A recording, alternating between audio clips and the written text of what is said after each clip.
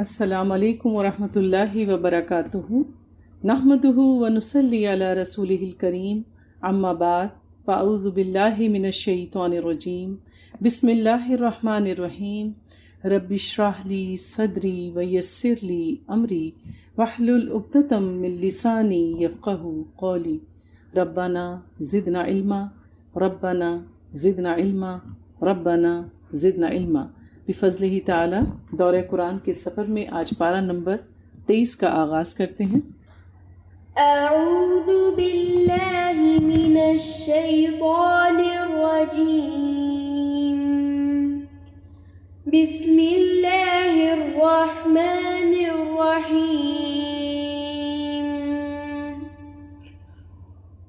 وما لی لا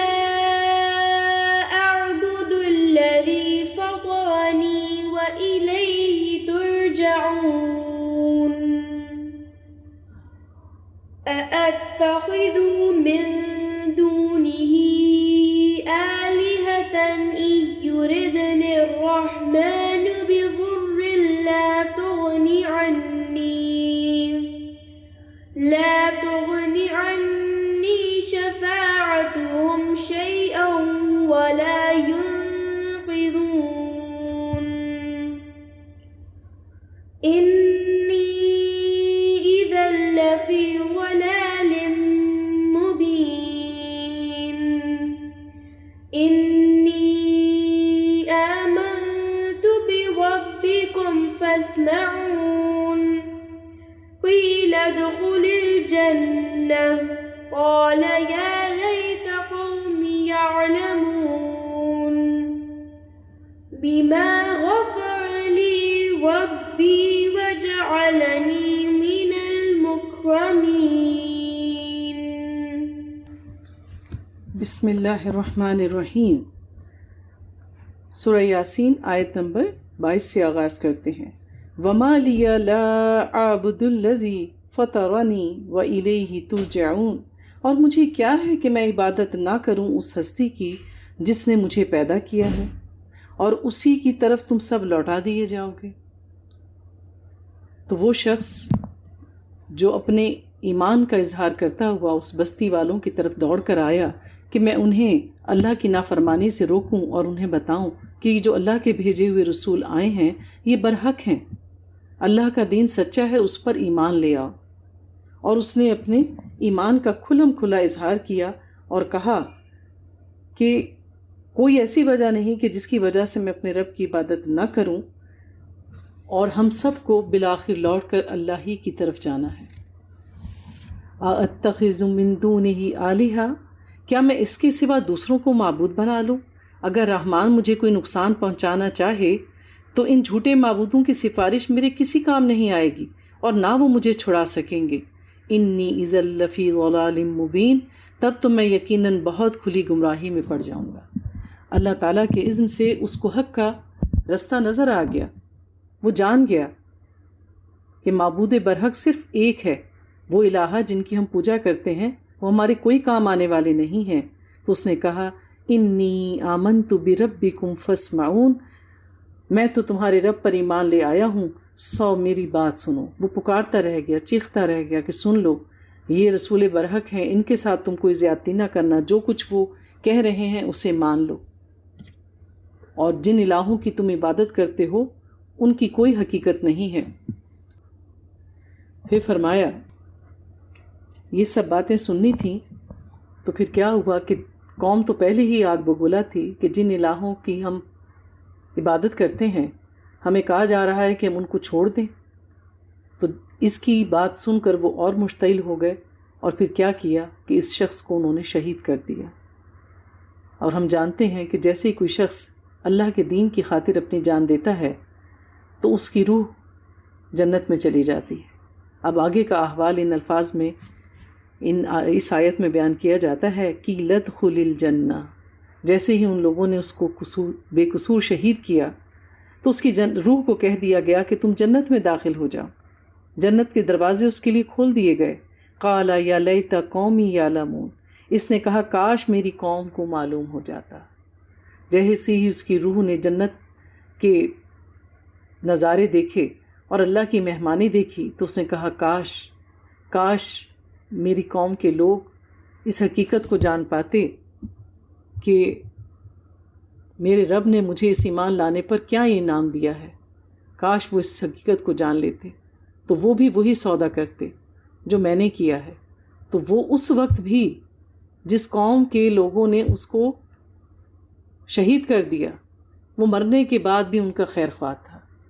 تو مومن جو ہے وہ ہر حال میں خیر خواہی چاہتا ہے دوسروں کی، اس رستے میں اس کو اگر کوئی اذیت بھی پہنچے تو اس کو خاطر میں نہیں لاتا۔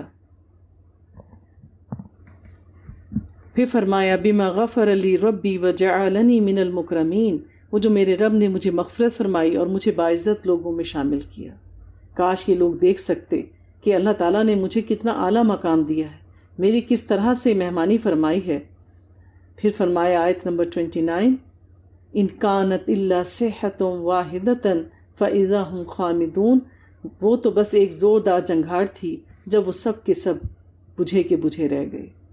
کہ اللہ تعالیٰ نے پہلے فرمایا کہ اس کے بعد ہم نے اس کی قوم پر آسمان سے کوئی لشکر نازل نہیں کیا تھا اور نہ ہی ہم کوئی لشکر نازل کرنے والے ہیں، یعنی وہ قوم جس نے اللہ کے نبیوں کا کہا نہ مانا، ان کی تکذیب کی، تو پھر ان کو ختم کرنے میں اللہ کو زیادہ دیر نہیں لگی، بس ایک زوردار چنگھاڑ تھی جس نے ان کو آ لیا اور وہ سب کے سب ختم ہو گئے ایک زوردار آواز سے۔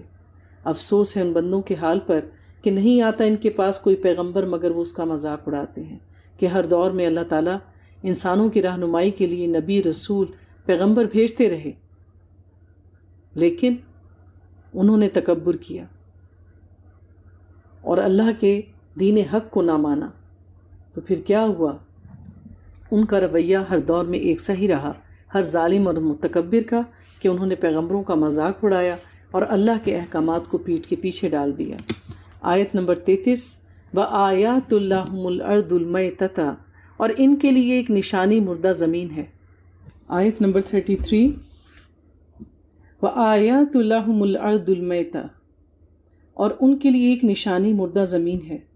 وہ لوگ جو اللہ پر ایمان نہیں لے کر آتے، اللہ تعالیٰ مثالیں دے دے کر انہیں سمجھاتے ہیں۔ أَحْيَيْنَاهَا وَأَخْرَجْنَا مِنْهَا حَبًّا فَمِنْهُ يَأْكُلُونَ، ہم نے اسے زندہ کیا اور اس سے اناج نکالا تو وہ اس میں سے کھاتے ہیں۔ تو کیا یہ اللہ تعالیٰ نہیں ہے جو بنجر زمین کو آسمان سے بارش برسا کر اس کو سیراب کر دیتا ہے اور پھر وہی زمین جو ہے وہ لہلہانے لگ جاتی ہے؟ تو اللہ تعالیٰ وہی کے ذریعے ہمارے مردہ دلوں کو، مردہ روحوں کو زندہ کرتا ہے۔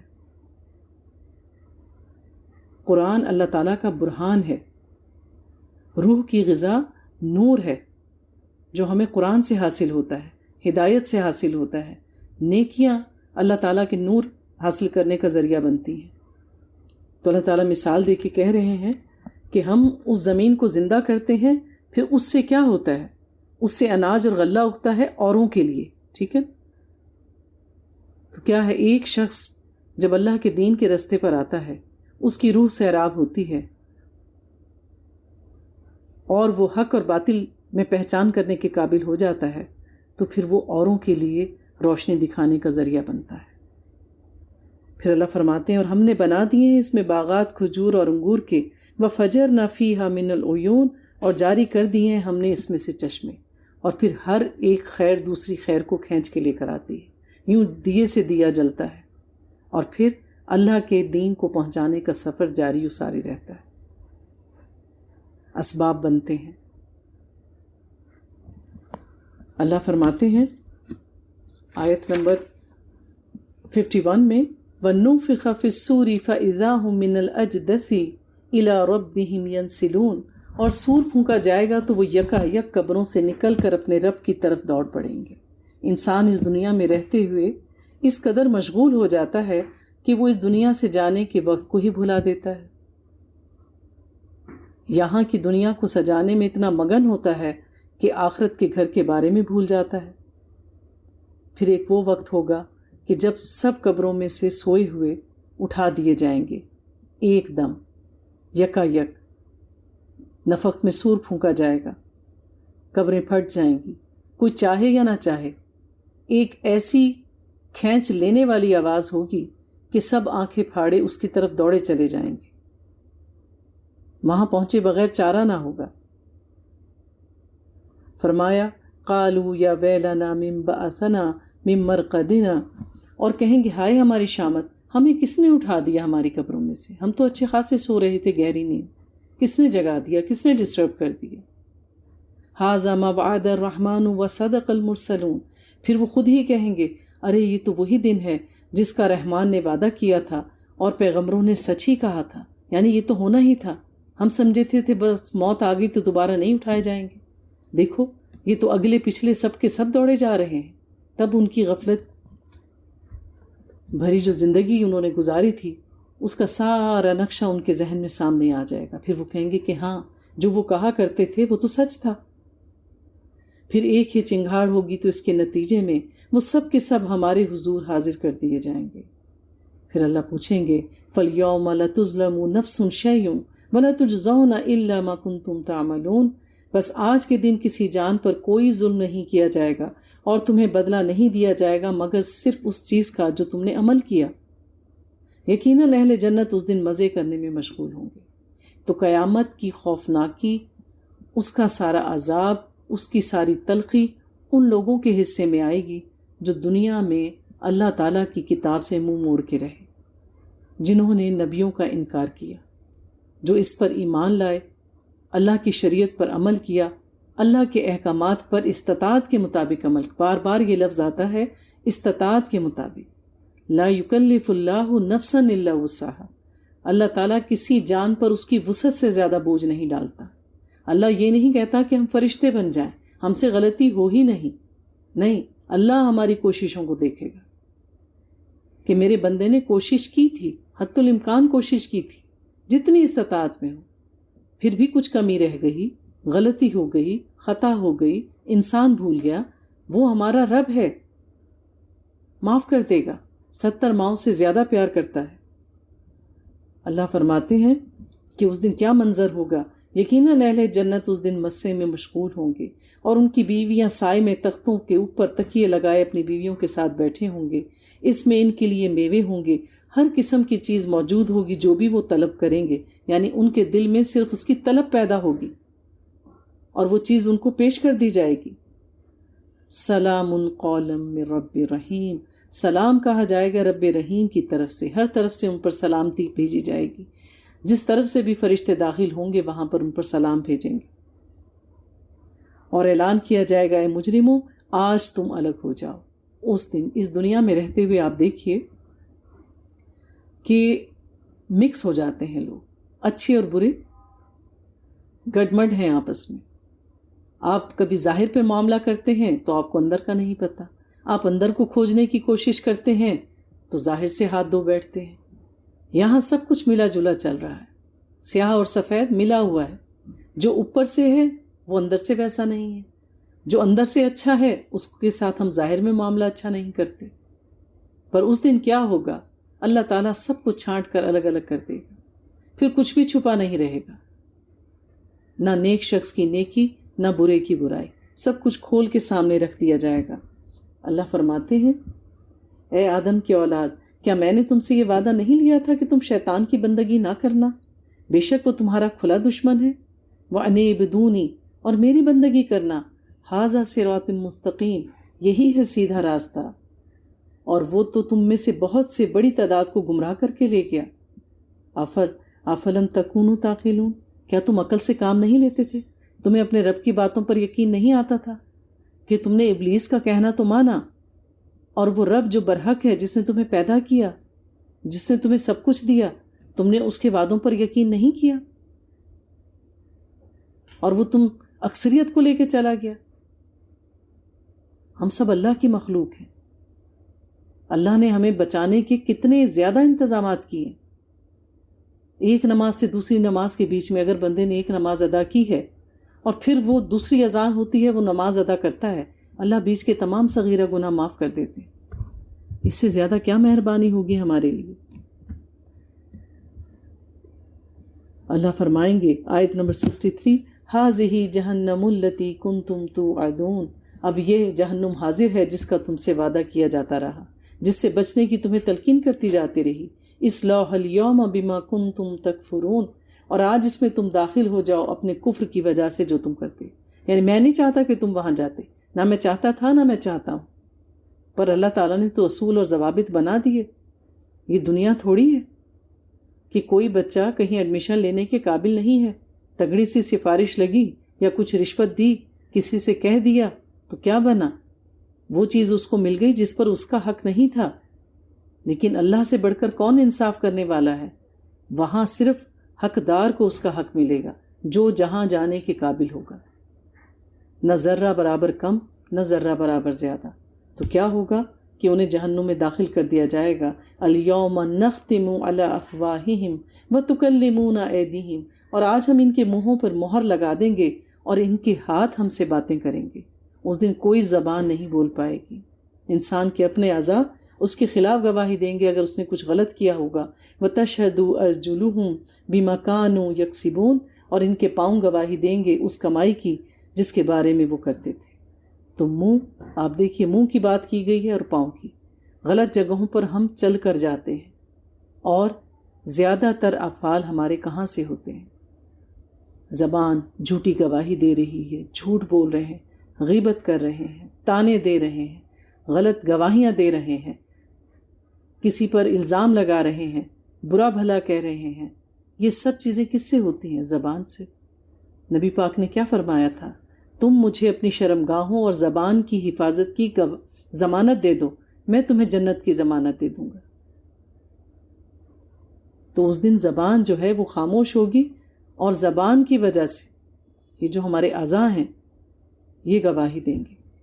اللہ فرماتے ہیں وَلَوْ نَشَاءُ لَطَمَسْنَا عَلَىٰ أَعْيُنِهِمْ، اگر ہم چاہیں تو ان کی آنکھیں مٹا دیں. پھر یہ دوڑے راستہ پانے کے لیے، لیکن کہاں دیکھ سکیں گے. وَلَوْ نَشَاءُ لَمَسَخْنَاهُمْ عَلَىٰ مَكَانَاتِهِمْ، اگر ہم چاہیں تو ان کی صورتیں مسخ کر دیں. کیا مشکل ہے؟ اللہ تعالیٰ نے سبت بالوں کو کیا بندر نہیں بنا دیا تھا؟ خنزیر نہیں بنا دیا تھا؟ آل لوط پر نوکیلے پتھر مار کے ان کو تہس نہس نہیں کر دیا تھا؟ کیا مشکل ہے اللہ کے لیے؟ تو نہ آگے چل سکیں گے اور نہ پیچھے لوٹ سکیں گے. اور جس کو ہم زیادہ عمر دیتے ہیں اس کی خلقت میں ضعف پیدا کر دیتے ہیں. یعنی جب انسان بڑھاپے میں آتا ہے تو وہ کمزور ہو جاتا ہے. افلا یعقلون، تو کیا یہ لوگ عقل سے کام نہیں لیتے؟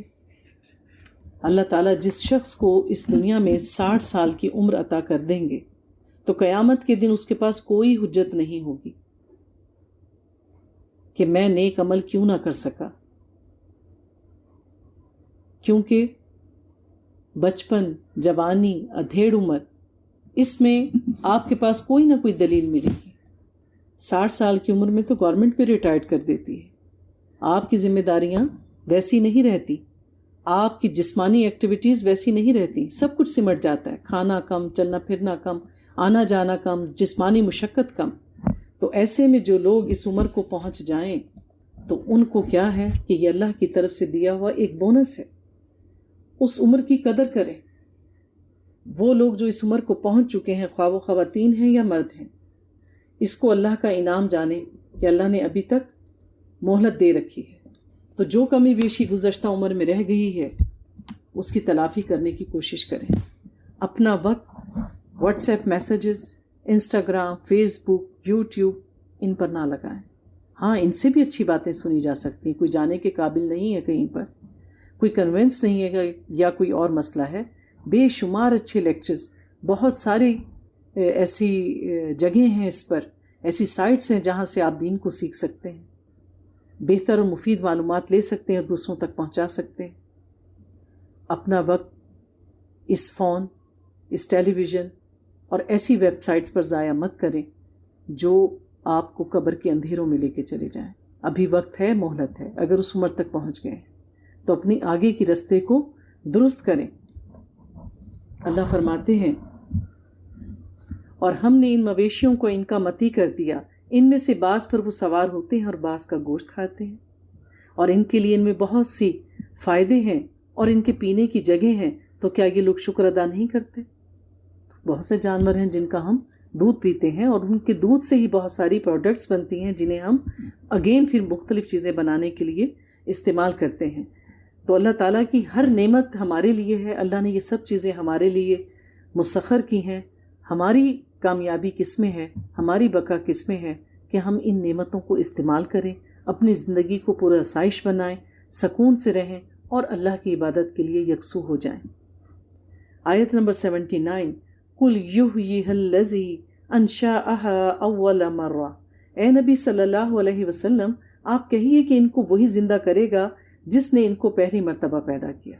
تو مشرکین مکہ کی ایک ہی بات تھی کہ ہم کیسے دوبارہ اٹھائے جائیں گے جب ہم خاک ہو جائیں گے، جب ہم مٹی ہو جائیں گے، ہماری ہڈیاں بوسیدہ ہو جائیں گی. عقیدہ آخرت پر وہ ماننے کے لیے تیار نہیں تھے. تو اللہ تعالیٰ کہتے ہیں اے نبی ان سے کہہ دو کہ ایک دفعہ جب فرسٹ ٹائم کوئی چیز بنائی جاتی ہے، کوئی بھی چیز، تو اس کا صحیح طور پہ بنانا یا اس کا بن جانا مشکل ہوتا ہے. لیکن اسی چیز کو پھر سے بنانا ہو پھر تو دیر ہی نہیں لگتی. آپ چھوٹی سے چھوٹی چیز سے لے کے بڑی سے بڑی چیز کی مثال لے لیں، خواہ وہ ایٹم بم ہو، گھر میں کوئی ریسیپی سے پڑھ کر بنایا ہوا کھانا ہو، یا کسی آرکیٹیکٹ کا بنایا ہوا کوئی گھر کا ڈیزائن ہو، یا کسی درزی کا سیا ہوا کوئی لباس ہو. ہر چیز جو پہلی بار بنے گی اس میں پھر بھی قدرے دقت آتی ہے. لیکن اگر کوئی کہے کہ مجھے بالکل ایسا ہی بنا دو تو پھر تو کوئی مسئلہ ہی نہیں ہے.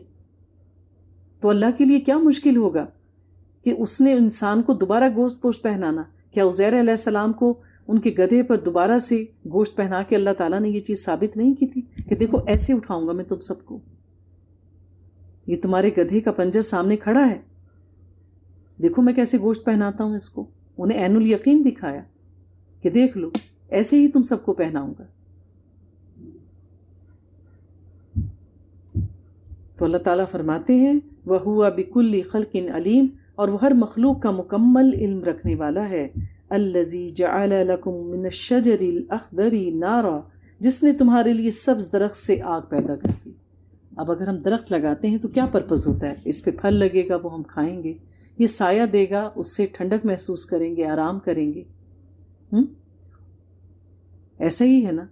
اور پھر ہم دیکھتے ہیں کہ وہ سرسبز درخت سے ہی اللہ تعالیٰ ہمارے لیے آگ جلانے کا بھی سامان پیدا کرتا ہے. ایک ہی چیز ہے اور دو طرح کی اس میں خصوصیات ہیں، ٹھنڈک بھی دے رہی ہے، ہوا بھی دے رہی ہے، پھل پھول بھی دے رہی ہے، اور پھر ہم اسی سے لکڑی حاصل کر کے آگ بھی حاصل کرتے ہیں.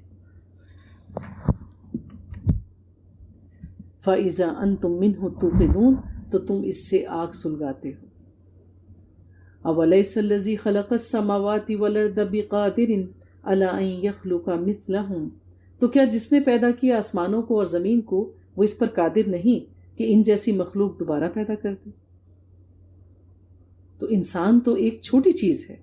زمین اور آسمان کو تخلیق کرنا، اس کا نظام مرتب کرنا، اربوں کھربوں ستارے بنانا، کہکشائیں بنانا، یہ تو اس سے کہیں مشکل تھا. کتنی مائنیوٹ ڈیٹیل سے یہ سب چیزیں چل رہی ہیں کہ ہر سال ایک سیکنڈ کی بھی کمی سے دوبارہ وہ نظام اسی طریقے سے چل پڑتا ہے. کبھی ایسا ہوا ہے کہ فروری کے جتنے دن اللہ نے مقرر کیے اس کی ترتیب کوئی آگے پیچھے ہو؟ ایسا نہیں ہے. سورج کا طلوع ہونا، چاند ستاروں کا حرکت کرنا، طلوع ہونا، غروب ہونا، جو کچھ بھی اللہ تعالیٰ نے ان کی تقدیر میں لکھا ہے وہ ویسے کے ویسے کرے چلے جا رہے ہیں. تو اللہ تعالیٰ کہہ رہے ہیں ان سب کا بنانا، ان کے نظام کو مرتب کرنا زیادہ مشکل تھا یا تمہیں بنانا؟ انما امرہ اذا اراد شیئا ان یقول لہ کن فیکون. تو اس کے امر کی شان تو یہ ہے، اللہ تو وہ ذات ہے کہ جب وہ کسی شے کا ارادہ کر لیتا ہے تو کہتا ہے کہ ہو جا، اور وہ ہو جاتی ہے. تو جب کسی چیز کو تخلیق کرنا تھا، جیسے زمین اور آسمان کی تخلیق اللہ نے کیا کہا؟ 6 دن میں بنائے. تو اس چیز کی تخلیق کرنا ٹائم لیتا ہے، ٹھیک ہے. لیکن جب ارادہ کیا، ہر چیز تو اللہ نے پہلے سے طے کر دی، تو پھر اس کو وجود میں لانے کے لیے کیا کرنا پڑتا ہے؟ جسٹ ایک کلک کا بٹن دبانا ہے. کن، اتنا ہی ٹائم لگتا ہے نا کن کہنے میں، کہ آپ نے اپنا فنگر سے کوئی ایک بٹن پریس کر دیا، فیکون، تو وہ ہو جاتی ہے. فسبحان الذی بیدہ ملکوت کل شیء والیہ ترجعون. اور تو بڑی ہی بابرکت ہے وہ ذات جس کے قبضہ قدرت میں ہر شے کا اختیار ہے، اور اسی کی طرف تم سب کے سب لوٹائے جاؤ گے. تو انسان اس دنیا میں اپنا کتنا ہی دل لگا لے، یہاں کتنی ہی کامیابیاں حاصل کر لے، کچھ بھی یہاں سے جانے والا نہیں ساتھ، سوائے اس ایمان کے، نیک اعمال کے، اور وہ قرآن جس کو ہم سمجھنے کی کوشش کر رہے ہیں۔ اس کی گارنٹی ہے کہ یہ قبر میں بھی ساتھ نہیں چھوڑے گا اگر ہم دنیا میں اس کو اپنا ساتھی بنا کر رکھیں۔ پھر ایسا ساتھی کے ساتھ رہ پاتا ہے جس کی بات ہی ہم نہ سمجھیں؟ نہیں نا۔ تو ساتھی کا ساتھ تو وہی پیارا ہوتا ہے نا جو آپ کی بات بھی سمجھے اور آپ اس کی بات بھی سمجھیں، وہی ساتھ خوشگوار ہوتا ہے۔ چپ چاپ بیٹھے تو بات نہیں بنتی۔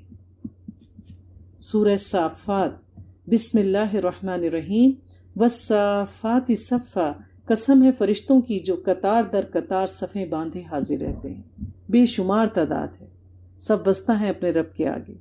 فالزاجرات زجرا، پھر قسم ہے ان کی جو ڈانٹنے والے ہیں۔ پھر ان میں سے کچھ فرشتے ایسے ہیں جو بستیوں پر عذاب لے کر آتے ہیں یا کسی بدبخت کی روح لینے آتے ہیں، تو پھر کیا ہوتا ہے کہ وہ ڈانٹنے والے ہیں۔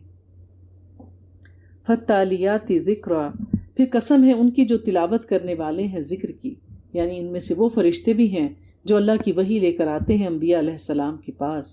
انا الہکم لا واحد، یقیناً تمہارا الہ ایک ہی ہے۔ یہ سب کے سب فرشتے جن کو الگ الگ اللہ تعالیٰ نے ذمہ داریاں سونپی ہیں، یہ سب اللہ کی مخلوق ہیں، اور ان سب کا الہ ایک ہے۔ یہ سب ایک خدا کی بندگی کرتے ہیں۔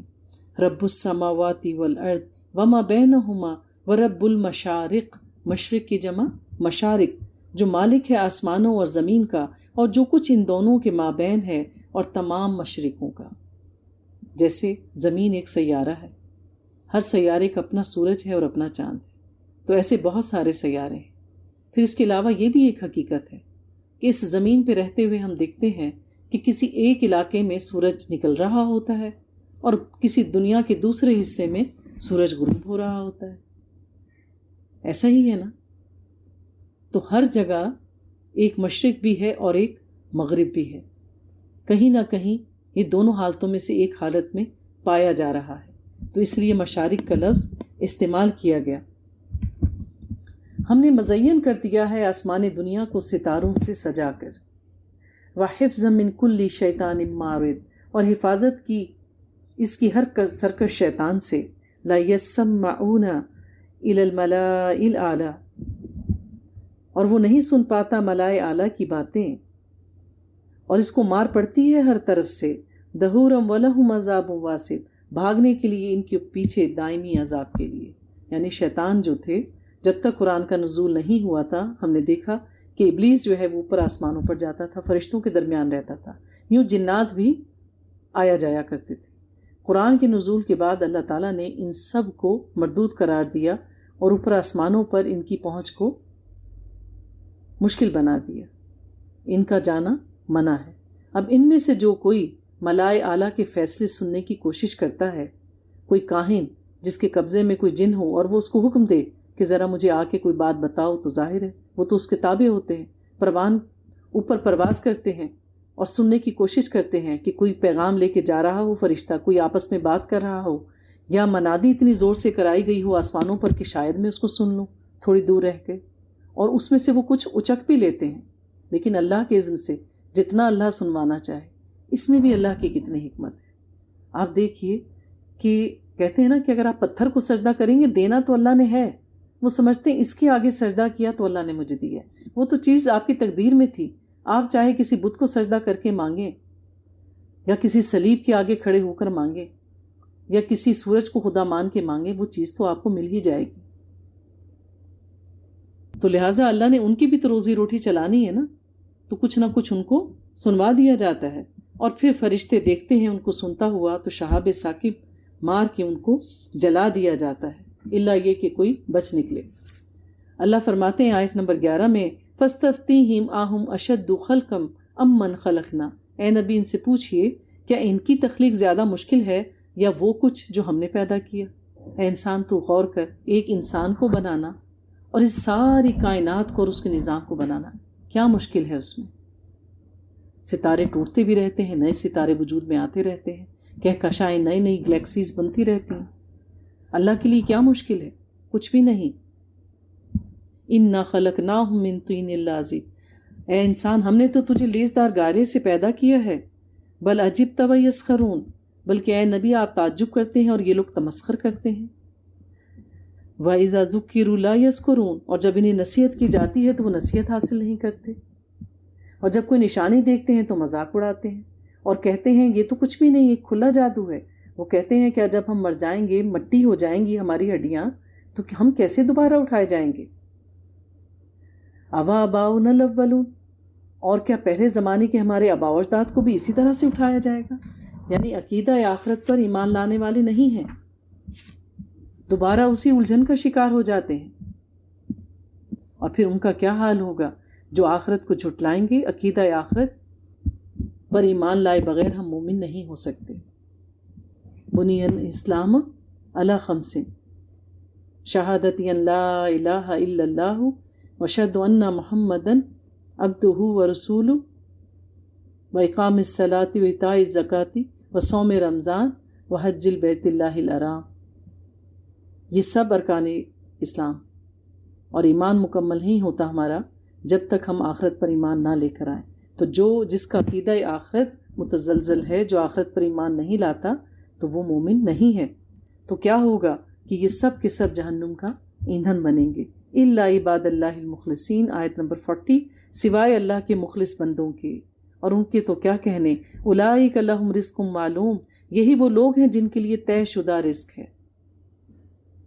ان کے نام سے بنا ہوا بہترین رزق۔ فواکہ وہم مکرمون، اور یعنی میوے جو ہیں، میوے پھل بھی ہیں تازہ، یا ڈرائی فروٹس کہہ لو، تو کیا ہر ایک کو اویلیبل ہوتا ہے؟ خاص لوگوں کو سرو کیا جاتا ہے نا۔ فی جنات النعیم، نعمتوں والے باغات میں ہوں گے، وہ تختوں کے اوپر بیٹھے ہوں گے آمنے سامنے، یطاف علیہم بکاس من معین، اور گردش کر رہے ہوں گے ان پہ خادم نفیس قسم کے شراب کے پیالے لے کر، بالکل سفید، انتہائی لذیذ پینے والوں کے لیے۔ لا فیہا غول ولہم عنہا ینزفون، اور اس میں نہ تو گرانی کی کیفیت ہوگی اور نہ ہی اس کو بہکیں گے۔ اللہ کے مقرر کردہ جو غلمان ہوں گے، غلام ہوں گے، وہ ان کی سروس کر رہے ہوں گے۔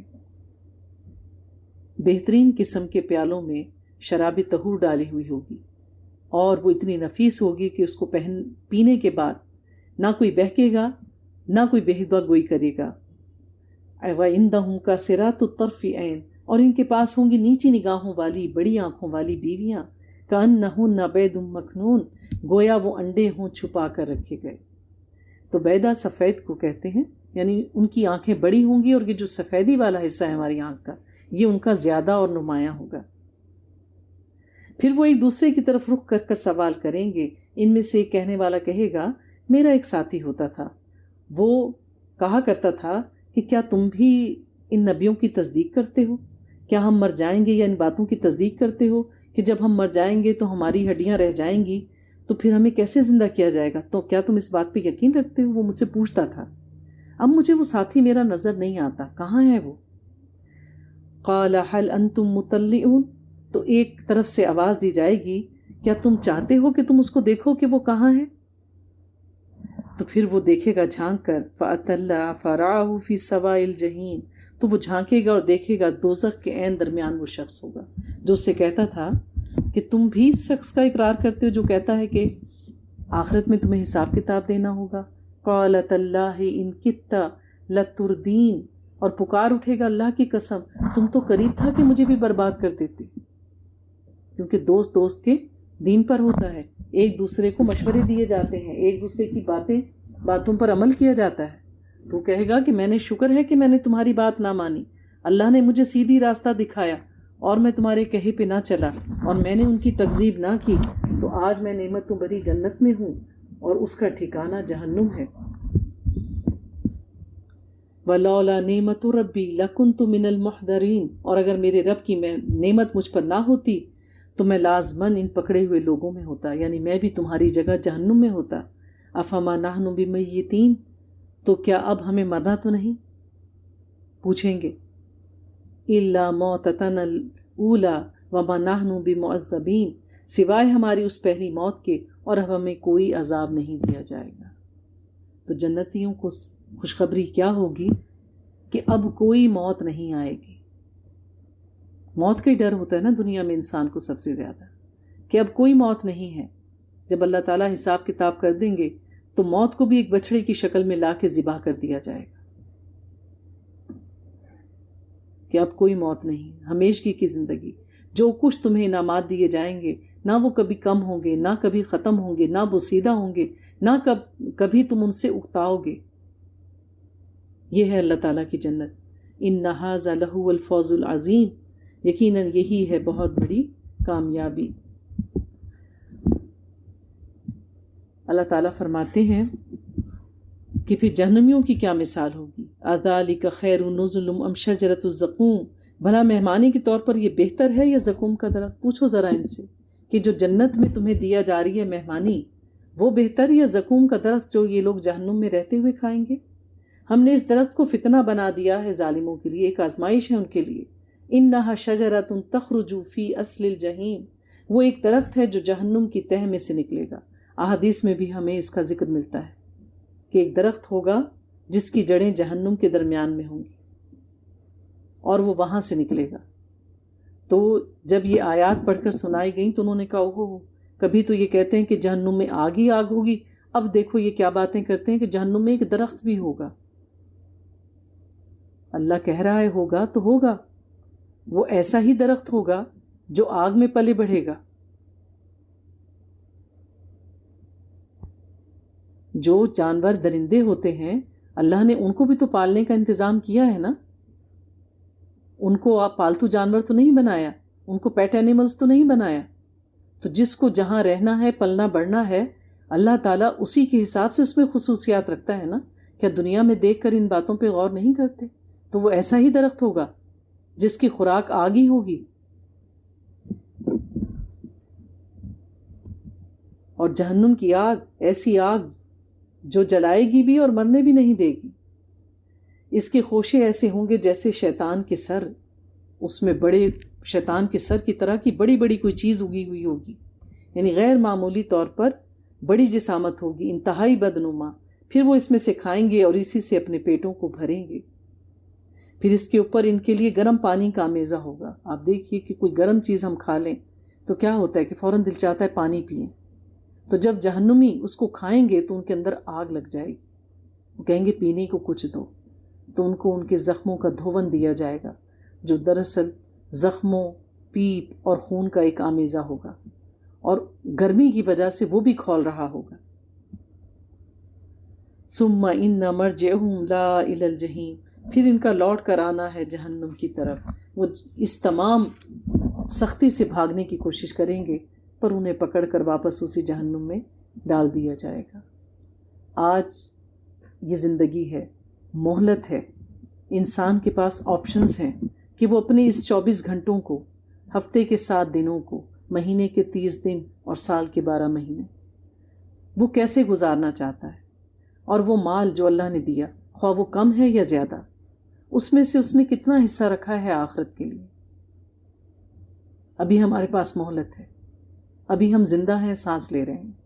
تو اللہ تعالیٰ ان لوگوں کے جو اس دنیا سے چلے گئے اب وہ جنت میں ہیں، اللہ ان کے بھی واقعات بتا رہے ہیں. جنت میں اس طرح سے تو نہیں گئے، لیکن عالم برزخ میں بھی دن میں 2 وقت جنتیوں کو جنت کا نظارہ کروایا جاتا ہے. اس کی آسائشات سے وہ تھوڑا بہت لطف اندوز ہوتے ہیں. اسی طرح جہنمیوں کو پر جہنم وارد کی جاتی ہے 2 بار، وہ اس کا بھی معائنہ کرتے ہیں، اس کا بھی عذاب تھوڑا بہت بھگتتے ہیں. کیوں ہمیں یہ دونوں چیزیں بتائی گئی ہیں؟ تاکہ ہم یقین کریں کہ کون سا ٹھکانہ بہتر ہے. مہمانی چاہیے میووں کی، شراب طہور کی جسے اللہ کے غلمان دیں، یا زقوم کا درخت. چوائس انسان کے پاس ہے. اس کے بعد نوح علیہ السلام کا، حضرت ابراہیم علیہ السلام کا قصہ بیان کیا گیا ہے، اور پھر یوں اللہ تعالیٰ نے ترتیب سے پھر موسیٰ علیہ السلام، حضرت ہارون علیہ السلام، پھر قوم لوط کا ذکر اللہ تعالیٰ نے بیان کیا ہے. پھر اللہ تعالیٰ آیت نمبر 149 میں فرماتے ہیں فَاسْتَفْتِهِمْ أَلِرَبِّكَ الْبَنَاتُ وَلَهُمُ الْبَنُونَ، تو اے نبی آپ ان سے پوچھیں کہ تمہارے رب کے لیے تو بیٹیاں ہیں اور ان کے لیے بیٹے. یعنی تمہیں اگر کوئی مسئلہ ہو تو تمہیں کیا ہوتا ہے کہ بیٹوں کی ضرورت ہے، اپنے لیے دعا کے لیے ہاتھ اٹھاتے ہو تب بھی بیٹے ہی مانگتے ہو۔ اگر تم سمجھتے ہو کہ تمہارے رب کی کوئی اولاد ہونی چاہیے تو اس کو بیٹیاں چاہیے تھیں۔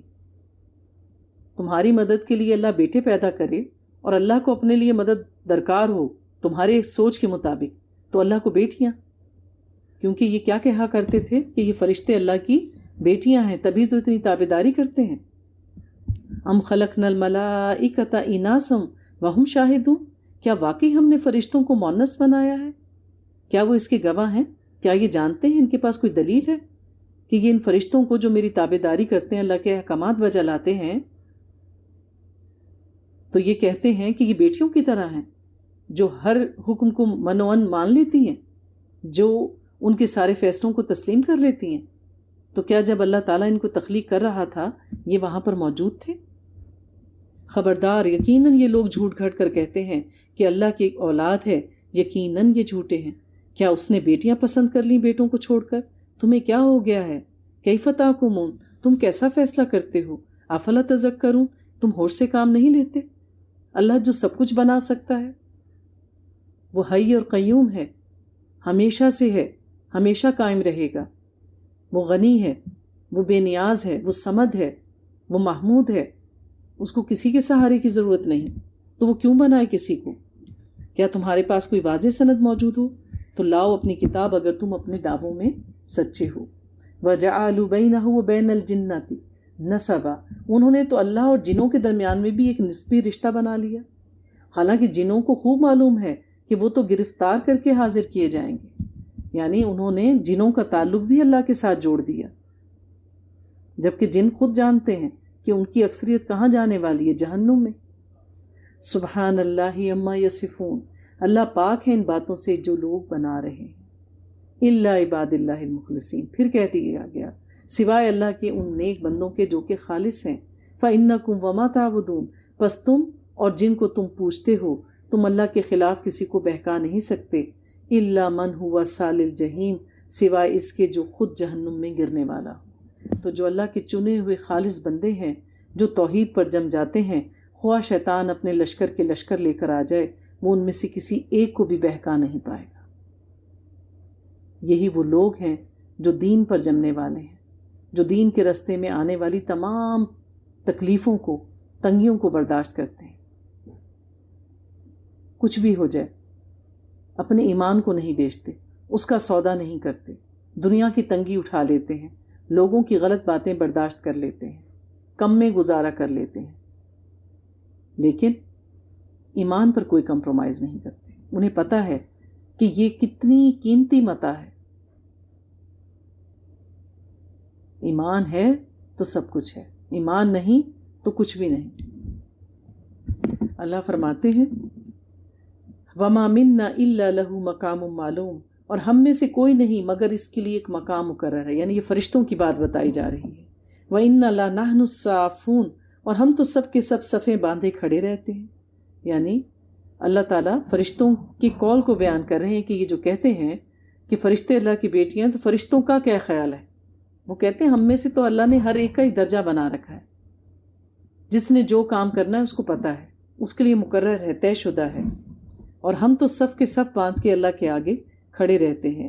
وَإِنَّا لَنَحْنُ الْمُسَبِّحُونَ، اور ہم تو سب کے سب اپنے رب کی تسبیح کرتے ہیں۔ وَإِن كَانُوا لَا يَقُولُونَ، اور یہ لوگ تو کہا کرتے تھے کہ اگر ہمارے پاس بھی پہلوں کی کوئی نصیحت ہوتی تو یقیناً جس طرح پہلی قوموں کے پاس ذکر آیا تھا ہمارے پاس بھی آتا، ہمارے پاس کوئی کتاب نازل ہوتی، لَكُنَّا عِبَادَ اللَّهِ الْمُخْلَصِينَ، تو ضرور ہم اللہ کے برگزیدہ بندے ہوتے۔ جب یہ فرشتوں کو اللہ کی بیٹیاں بناتے ہیں تو فرشتے حیران اور پریشان ہوتے ہیں، وہ کہتے کہ یہ کس قسم کی باتیں کر رہے ہیں، جبکہ یہی لوگ تو کہا کرتے تھے، کیونکہ اللہ کے فرشتے تو زمین پہ بھی چلتے پھرتے ہیں، کہتے ہیں یہ خود ہی تو کہتے تھے کہ اللہ ہمارے لیے کتاب نازل کر، ہم میں سے ایک نبی بھیج تو ہم اس کی بات زیادہ مانیں گے، اور اب جب کہ ان کا نبی آ گیا، ان کی کتاب آ گئی، تو اب یہ اس کا انکار کر رہے ہیں۔ آیت نمبر 176، أَفَبِعَذَابِنَا يَسْتَعْجِلُونَ، تو کیا یہ لوگ ہمارے عذاب کے بارے میں جلدی مچاتے ہیں؟ تو جب وہ نازل ہوگا ان کے میدان میں تو وہ بہت بری صبح ہوگی اور لوگوں کو جنہیں ہم نے خبردار کر دیا تھا۔ وَتَوَلَّ عَنْهُمْ حَتَّى حِينٍ، اور آپ رخ پھیر لیجئے ان کی طرف ایک مدت کے لیے۔ اے نبی، آپ نے کھلم کھلا قرآن کی آیات پڑھ کر سنا دی، انہیں سمجھا دیا، بار بار ہر طریقے سے مثالیں دے کر، ڈرا کر، خوشخبریاں سنا کر۔ اب اگر یہ اللہ کی طرف رخ نہیں کرتے تو آپ ان سے اعراض برتیں۔ اب اگر یہ قیامت کا تقاضا کرتے ہیں، عذاب کا تقاضا کرتے ہیں، معجزے کا تقاضا کرتے ہیں، تو آپ ان کی باتوں سے اعراض برتیں۔ وَأَبْصِرْ فَسَوْفَ يُبْصِرُونَ، اور آپ دیکھتے رہیے، عنقریب وہ بھی دیکھ لیں گے۔ پھر فرمایا سبحان ربک رب العزت عما یصفون، پاک ہے رب عزت اور اقتدار کا مالک ان تمام باتوں سے جو لوگ بنا رہے ہیں۔ تو یہ کسی کو اللہ کا بیٹا بنا دیتے ہیں اور کسی کو اللہ کے ساتھ شریک ٹھہرا دیتے ہیں۔ کبھی یہ مریم، اللہ اور عیسیٰ ان کو ملا کر بہتان بناتے ہیں۔ تو جو کچھ بھی یہ گھڑ رہے ہیں ان کو گھڑنے دیں، ان قریب یہ جان لیں گے کہ حقیقت کیا ہے۔ وسلام علی المرسلین، اور سلام ہو تمام رسولوں پر۔ اللہ سلام بھیج رہے ہیں اپنے تمام رسولوں پر۔ والحمد للہ رب العالمین، اور سارا شکر اللہ کے لیے ہے جو تمام جہانوں کا مالک ہے۔ تو ساری تعریف کس کے لیے ہے؟ اللہ کے لیے، اور سارا شکر وہ بھی اللہ کے لیے۔ تو اللہ کا ہم حمد بھی بیان کرتے ہیں اور ہم اللہ کا شکر بھی کرتے ہیں۔ اور ہم دنیا میں کسی کی تعریف کر رہے ہوتے ہیں تو کبھی ہم اس کا شکر نہیں کر رہے ہوتے، اور کبھی ہم کسی کو تھینکس تو کہتے ہیں لیکن اس کی ہم تعریف نہیں کر رہے ہوتے، اس کی ذاتی تعریف۔ لیکن اللہ کی حمد اور اس کا شکر بیان کیا جاتا ہے۔ حمد ہے ہی اللہ کے لیے، جس میں بندہ اللہ کا شکر بھی ادا کرے اور اس کی تعریف بھی کرے کہ جو کچھ تو نے عطا کیا، سبحان اللہ، تیرے کیا کہنے۔ سورۃ صاد، بسم اللہ الرحمن الرحیم، صاد والقرآن ذی الذکر، قسم ہے اس قرآن کی جو ذکر والا ہے، یاد دہانی ہے، نصیحت ہے اور ذکر ہے۔ بل الذین کفروا فی عزت و شقاق، لیکن جن لوگوں نے کفر کی روش اختیار کی ہے وہ غرور اور ضد میں مبتلا ہیں۔ یہ تو اللہ تعالیٰ کی طرف سے ایک یاد دہانی ہے، لیکن جو لوگ غرور میں مبتلا ہیں، تکبر کرتے ہیں، وہ بار بار سمجھانے پر بھی اس نصیحت کو قبول نہیں کرتے، اپنی انا اور غرور کی وجہ سے۔ کم اہلکنا من قبلہم من قرن، کتنی ہی قوموں کو ہم نے اس سے پہلے ہلاک کر دیا۔ فنادوا ولا حین مناس، تو عذاب الہی کے وقت وہ لگے چیخنے چلانے، حالانکہ اس وقت کوئی بھی خلاصی کا وقت نہیں تھا، ان کی جان اس سے چھوٹنے والی نہیں تھی۔ تو اللہ تعالیٰ یہ کیوں بیان کر رہے ہیں؟ تاکہ ہم غور کریں کہ جب اللہ کی پکڑ آتی ہے، پکڑ کی کوئی ایک شکل نہیں ہے، وہ کسی بھی صورت میں ہو سکتی ہے۔ اور بعض اوقات تو اللہ تعالیٰ انسان کی اولاد کو ہی اس پر عذاب بنا کر مسلط کر دیتا ہے، کبھی زندگی کے ساتھی کو ہی عذاب بنا کر مسلط کر دیتا ہے، کبھی اس کے ارد گرد کام کرنے والے اس کے ساتھی ہی اس پر عذاب ہو جاتے ہیں۔ وَعَجِبُوا أَن جَاءَهُم مُنذِرٌ مِّنْهُمْ، اور انہیں بڑا تعجب ہوا کہ ان کے پاس آیا ایک خبردار کرنے والا انہی میں سے۔ انہیں یہ کیوں عجیب لگتا ہے کہ محمد صلی اللہ علیہ وآلہ وسلم تو انہی میں سے تھے، انہی کے جیسے ہیں، اسی طرح کھاتے پیتے ہیں، چلتے پھرتے ہیں، سوتے ہیں، کسی بھی چیز میں تبدیلی نہیں آئی، تو ہم اس کو نبی کیوں مانیں؟ اور کافر کہتے ہیں کہ یہ ساحر ہے، کذاب ہے، استغفر اللہ۔ وہ لوگ جو نبی پاک صلی اللہ علیہ وآلہ وسلم کے پاس اپنی امانتیں رکھواتے تھے، ان کو صادق اور امین کہتے تھے۔ جیسے ہی آپ نے کہا کہ میں اللہ کا نبی ہوں، مجھ پر وحی کا نزول ہوا ہے، انہوں نے اپنی رائے بدل لی آپ کے بارے میں، آپ کو جھوٹا کہنے لگے، آپ کو مجنون کہنے لگے۔ ایسا ہی ہوتا ہے کہ لوگ آپ کے ساتھ ٹھیک رہ رہے ہوتے ہیں، آپ ان کے مزاج کے خلاف کوئی بات کریں، ان کی ساری جو اچھی رائے ہے آپ کے بارے میں یا باقی سارے معاملات ہیں وہ ایک دم تبدیل ہو جاتے ہیں۔ یعنی جب تک ان کی ہاں میں ہاں ملاتے رہو آپ ٹھیک ہیں، اور جب یہ کہہ دیا کہ آپ جو کچھ کر رہے ہیں وہ غلط ہے، تو پھر کیا ہوتا ہے؟ آپ کی ساری نیکی، ان کا سارا رکھ رکھاؤ، سب کا سب دھرا کا دھرا رہ جاتا ہے، وہ یکسر آپ کے خلاف ہو جاتے ہیں۔ کیونکہ صحیح بات کہنا ہی تو جرم ہے، صحیح بات کون کہے؟ تو اللہ تعالیٰ کو تو صحیح بات ہی چاہیے. یہ جو بین بین رہنا ہوتا ہے نا کہ ادھر بھی رہیں اور ادھر بھی رہیں، یہ اللہ کو پسند نہیں. اللہ تعالیٰ فرماتے ہیں اور جو صحیح بات کہے گا اس کو نقصان تو پھر کچھ نہ کچھ اٹھانا ہے، پر کیا کریں، لوگوں میں نقصان اٹھانے کا حوصلہ نہیں ہے، وہ کچھ بھی لوز کرنا نہیں چاہتے. دونوں طرف کے مزے. آیت نمبر 7، ما سمعنا بہذا فی ملت الآخر، ہم نے ایسی کوئی بات پچھلے دین میں تو نہیں سنی ہے. ان ھذا الا اختلاق، یہ تو نہیں ہے مگر ایک گھڑی ہوئی چیز. یعنی ہم نے تو پچھلی کتابوں میں سے یہ بات نہیں سنی، تورات اور انجیل کی علماء تو ہمیں یہ بات نہیں بتاتے.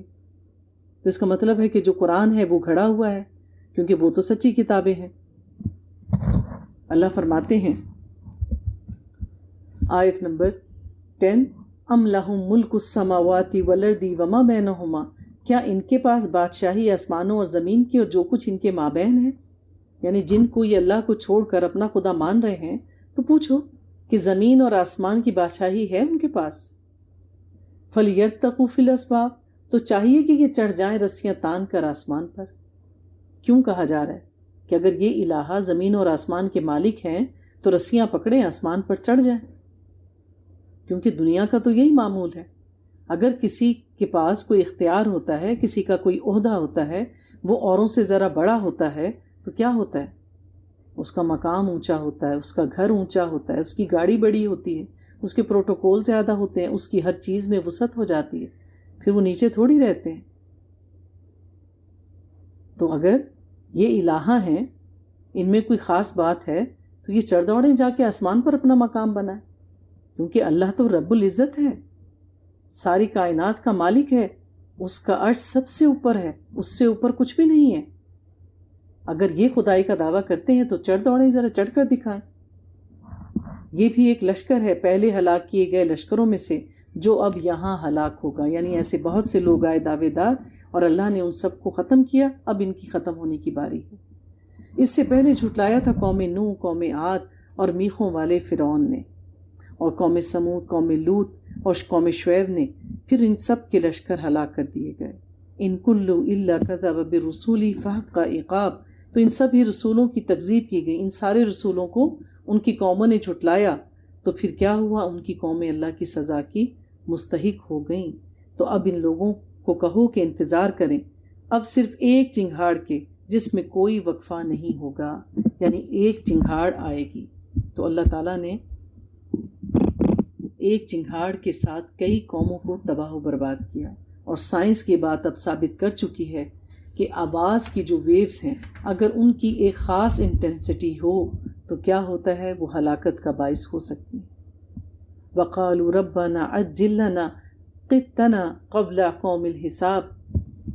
یوم الحساب، اور وہ کہتے ہیں ہمارے رب ہمارا حصہ تو ہمیں جلدی دے دے یوم حساب سے پہلے.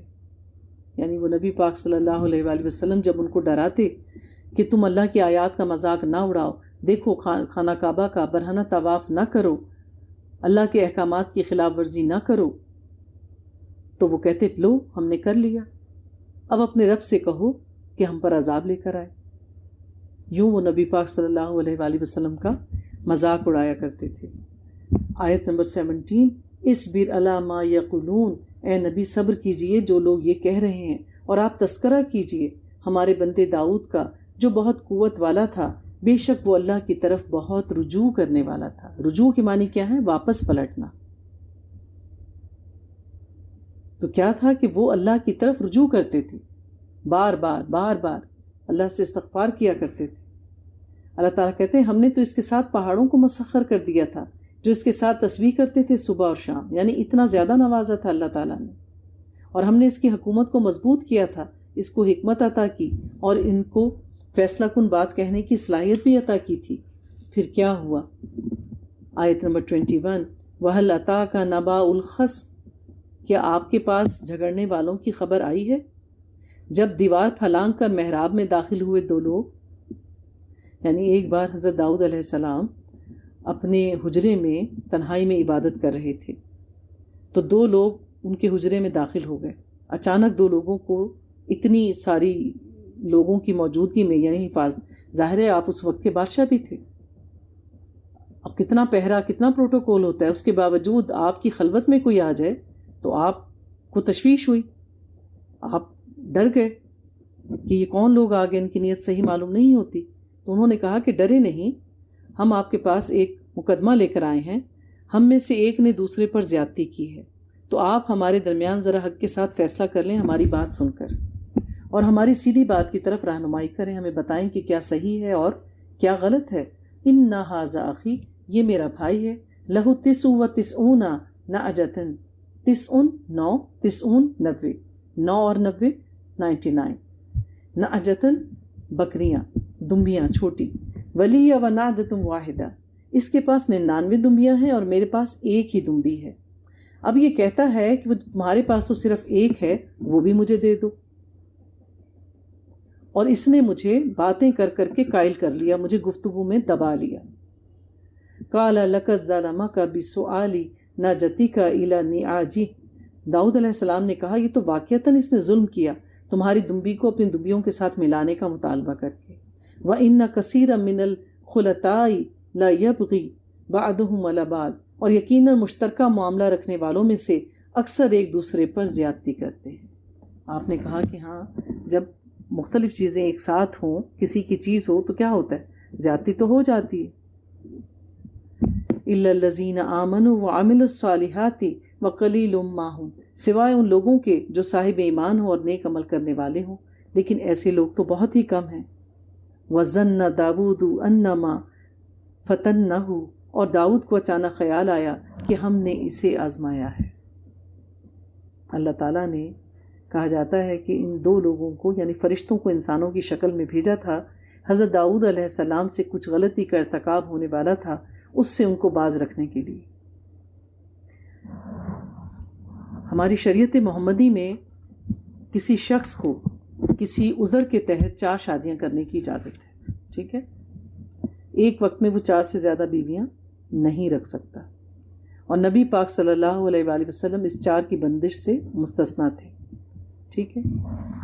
اور اس سے پہلے کی جو شریعتیں تھیں اس میں انبیاء علیہ السلام کے لیے کوئی پابندی نہیں تھی، وہ جتنی شادیاں کرنا چاہیں. حضرت داؤد بھی انہی میں سے ایک تھے. کہا جاتا ہے، اصل علم تو اللہ ہی کے پاس ہے، کہ آپ کا ارادہ ہوا کسی سے شادی کرنے کا، آپ کو کوئی پسند آ گیا شاید، تو اللہ تعالیٰ نہیں چاہتے تھے کہ آپ ایسا کریں، تو اللہ تعالیٰ نے اس واقعے کے ذریعے آپ کی رہنمائی کی. اس سے ہمیں پتہ چلتا ہے کہ انبیاء علیہ السلام اللہ تعالیٰ کے بہترین چنے ہوئے لوگ ہیں، لیکن وہ بھی انسان ہی ہیں. جیسے حضرت یوسف علیہ السلام نے کہا کہ قریب تھا کہ مجھ سے خطا ہو جاتی اگر مجھے اللہ کا برہان دکھائی نہ دیتا، اللہ مجھے بچا نہ لیتا، کیونکہ انسان فطرتاً کمزور ہے. فَغَفَرْنَا لَهُ ذَلِكَ وَإِنَّ لَهُ عِندَنَا لَزُلْفَىٰ وَحُسْنَ مَآبٍ، اور ہم نے اسے معاف کر دیا، یقیناً ہمارے پاس اس کے لیے مقام قرب اور اچھا انجام ہے. اس آیت سے تو یہی ظاہر ہوتا ہے کہ شاید جس عورت سے آپ شادی کرنا چاہتے تھے وہ پہلے سے شادی شدہ ہو، کسی کی بیوی ہو، واللہ عالم. ہم نے کہا، اے داؤد، ہم نے تمہیں زمین میں خلیفہ بنایا ہے، لہٰذا تم لوگوں کے درمیان حق کے ساتھ فیصلہ کرو، اور دیکھو اپنی خواہش کی پیروی نہ کرنا کہ وہ تمہیں اللہ کی راہ سے بھٹکا دے گی. یقیناً وہ لوگ جو بھٹک جاتے ہیں اللہ کے راستے سے، ان کے لیے بڑا سخت عذاب ہے، بسبب اس کے کہ وہ بھول گئے حساب کے دن کو. تو انسان کو ہر حال میں اللہ کی حدود کی پاسداری کرنی چاہیے. ہاں، جو بھول چوک سے کچھ ایسا ہو جائے کہ اس کا ارادہ نہیں تھا تو اللہ معاف کرنے والا ہے. اس کے بعد اگلی آیات میں سلیمان علیہ السلام کا ذکر کیا گیا ہے، کیونکہ اللہ تعالیٰ نے حضرت داؤد علیہ السلام کو سلیمان علیہ السلام عطا کیے اور ان کو بہترین بادشاہت عطا کی، اور اللہ تعالیٰ نے ان کو خوابوں کی تعبیر کا علم دیا، حکمت اور بصیرت عطا کی.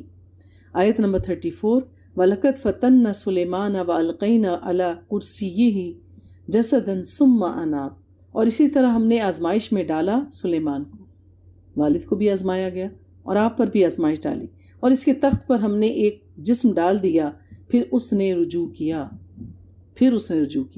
اب اس کے پیچھے کیا ہے، اس کی شان نزول کیا ہے، کیا کیفیت بتائی جا رہی ہے نبی پاک صلی اللہ علیہ وآلہ وسلم کو.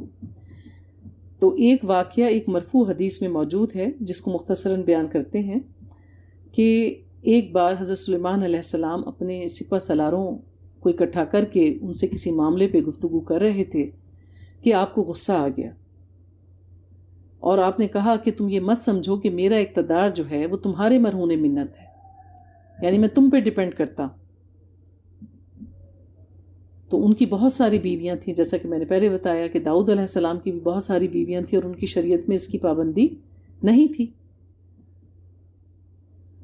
تو آپ نے کہا کہ ٹھیک ہے، میں آج رات اپنی ساری بیویوں کے پاس جاؤں گا اور ان سے بیٹے پیدا ہوں گے، جب وہ بڑے ہوں گے تو وہ میرا دستے بازو بنیں گے اور میری مملکت کو سنبھالیں گے۔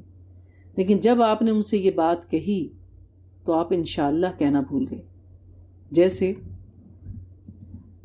اہل یہود کے کہنے پر مشرکین مکہ آپ کے پاس سوالات لے کر آئے تھے نا کہ ہمیں روح کے بارے میں بتائیے، ذوالقرنین کے بارے میں بتائیے، یہ باتیں انہوں نے پوچھی تھیں نا، تو آپ بھی ان کو انشاءاللہ کہنا بھول گئے تھے اور پھر وہی کا سلسلہ کچھ عرصے تک رکا رہا۔ اسی طرح حضرت سلیمان علیہ السلام بھی انشاءاللہ کہنا بھول گئے، تو بھول چول ہو جاتی ہے، وہ بھی انسان تھے۔ تو لہٰذا آپ نے جب یہ کہا تو کیا ہوا، آپ اس رات اپنی تمام ازواج کے پاس گئے، ان کو حمل ٹھہرا اور ان میں سے کسی کو بھی اولاد نہ ہوئی، ایک کے ہوئی، اور وہ بچہ جو تھا وہ ناقص الخلقت تھا، یعنی وہ نارمل نہیں تھا۔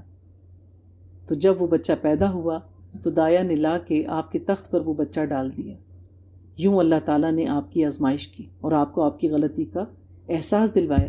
اسی طرح ہم یونس علیہ السلام کے معاملے میں دیکھتے ہیں کہ آپ اللہ کے اذن کے بغیر نکل گئے تو اللہ تعالیٰ نے ان کے ساتھ کیا معاملہ کیا۔ تو جس طرح اللہ تعالیٰ کی کرامات، اللہ تعالیٰ کی نعمتیں، اللہ تعالیٰ کے انعامات ہیں انبیاء علیہ السلام پر، تو پھر ان کی چھوٹی سے چھوٹی بات پر بھی بہت پکڑ ہے اور بڑی سخت پکڑ ہے۔ تو جب یہ معاملہ پیش آیا، قال رب اغفر لی وہب لی ملکا لا ينبغی لی احد من بعدی انک انت الوہاب، تو پھر آپ نے اپنے رب سے دعا کی، اے اللہ مجھے معاف فرما دے، مجھے ایسی حکومت عطا فرما جو میرے بعد کسی اور کے لیے نہ ہو اور سزاوار نہ ہو، یقیناً تو ہی عطا فرمانے والا ہے۔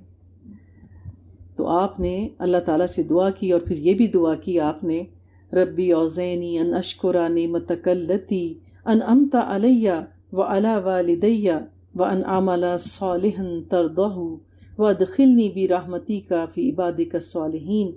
اے پروردگار تو مجھے دے کہ میں شکر ادا کروں تیری اس نعمت کا جو تو نے مجھے دی اور میرے والدین کو عطا کی، اور یہ کہ میں اچھے اعمال کروں، ایسے اعمال جن سے تو راضی ہو جائے، اور مجھے اپنی رحمت سے اپنے نیک بندوں میں داخل کرنا۔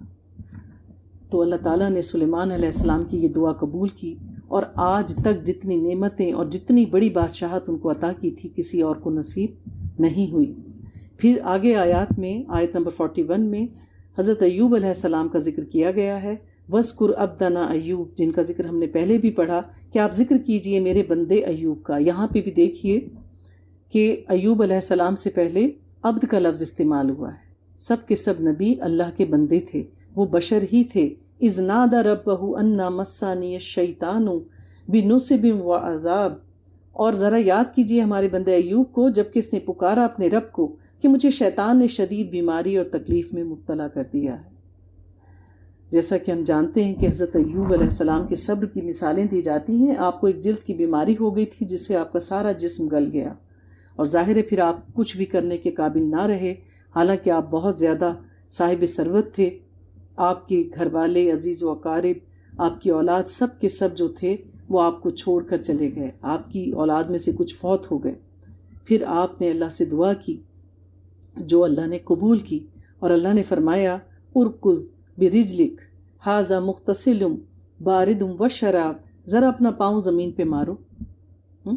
حضرت اسماعیل علیہ السلام نے ایڑی رگڑی، اللہ تعالیٰ نے آب زمزم کا چشمہ رواں کر دیا۔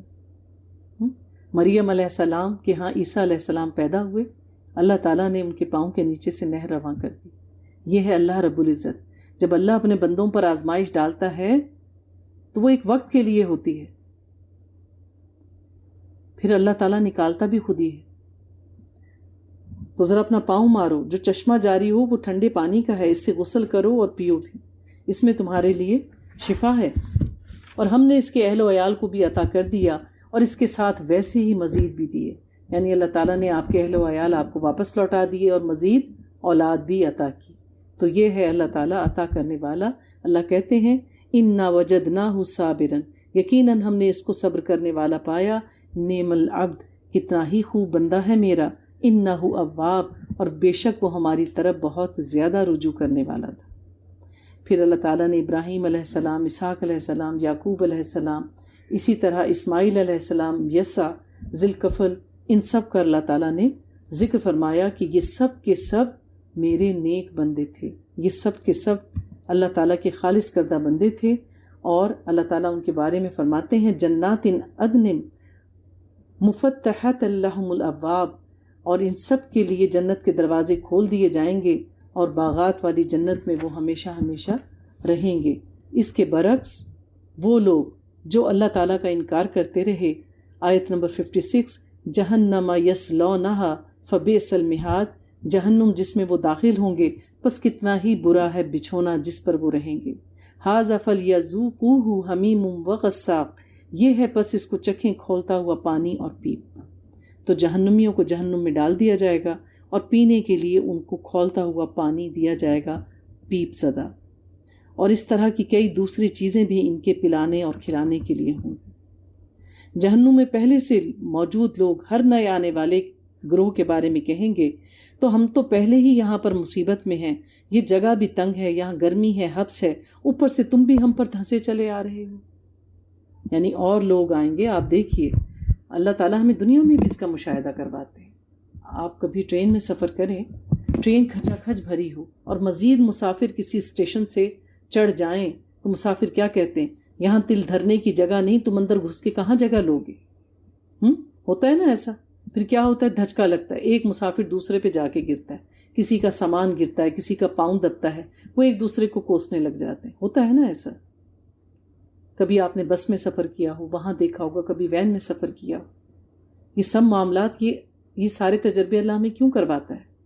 تو جہنم کوئی کھلی وادی نہیں ہے، تنگ ہے، ستونوں کی طرح کے، ایک کے اوپر ایک کو ٹھونسا جائے گا. تو جب کوئی اوپر سے اور آئے گا مزید تو وہ کہیں گے یہ تو جگہ پہلے ہی تنگ ہے. انہم صالوا النار، یہ ہیں آگ میں گھسنے والے. تو انجام ان کا بتا دیا گیا. آیت نمبر 87 میں ان ہوا الا ذکر للعالمین، اے نبی ان سے کہہ دیجئے میں تمہیں قرآن پڑھ کر سناتا ہوں، جنت اور دوزخ کے بارے میں سمجھاتا ہوں. قرآن تو ایک یاد دہانی ہے دنیا والوں کے لیے. وَلَتَعْلَمُنَّ نَبَأَهُ بَعْدَ حِینٍ، اور جب تم ضرور جان لو گے اس کی اصل خبر ایک وقت کے بعد. یعنی ابھی تم اس کو مان کر نہیں دے رہے، اس پر ایمان نہیں لے کر آ رہے، لیکن جب یہ دنیا کی مدت ختم ہو جائے گی تو یقیناً تمہاری غفلت کے پردے بھی چھٹ جائیں گے. حضرت عمر فاروق رضی اللہ تعالیٰ عنہ سے ایک حدیث روایت ہے کہ نبی پاک صلی اللہ علیہ وآلہ وسلم نے فرمایا ان اللہ یرفع بہذا الکتاب اقواما، اللہ تعالیٰ اس کتاب کی بدولت بہت سی قوموں کو عروج پہنچائے گا. وَيَدْعُ بِهِ الْآخَرِينَ، اور اسی کے ذریعے بعض کو ذلت میں گرا دے گا. تو جو قرآن کی آیات کو سمجھ کر عمل کرتے ہیں اللہ تعالیٰ ان کی زندگیوں میں نور داخل کر دیتا ہے، وہ اپنے نفس سے ہٹ جاتے ہیں اور قرآن ان کو عزت بخشتا ہے، آخرت میں اعلیٰ مقام بخشتا ہے. اور جو لوگ اپنے نفس کے پجاری ہوتے ہیں، اس میں کجی نکالتے ہیں، اس کے کچھ احکامات پر عمل کرتے ہیں، کچھ کو رد کر دیتے ہیں، تو پھر یہ قرآن ہی ان کو ذلیل و رسوا کر دیتا ہے. اس کے بعد سورہ زمر کا آغاز ہوتا ہے. بسم اللہ الرحمن الرحیم، تنزیل الکتاب من اللہ العزیز الحکیم، اس کتاب کا نازل کیا جانا ہے اس اللہ کی طرف سے جو زبردست اور کمال حکمت والا ہے. یعنی اس کے بارے میں شک نہ رکھو، اس کی ایک ایک بات سونے میں تولنے کے قابل ہے. اس رب نے ہمیں بتائی ہے جو سب سے زیادہ حکمت والا ہے. فار ایگزامپل، آپ کو کوئی بات سمجھ میں نہ آ رہی، آپ کیا کرتے ہیں؟ گھر میں کوئی شخص جس کو آپ سمجھتے ہوں کہ یہ عقل مند ہے، اس کے پاس علم ہے، یہ مجھے اچھا مشورہ دے گا، جس پر آپ توکل، جس پہ آپ بھروسہ کرتے ہوں، آپ اس کے پاس جاتے ہیں، اپنی بات کہتے ہیں، مشورہ مانگتے ہیں یا مدد مانگتے ہیں. ایسا ہی ہے.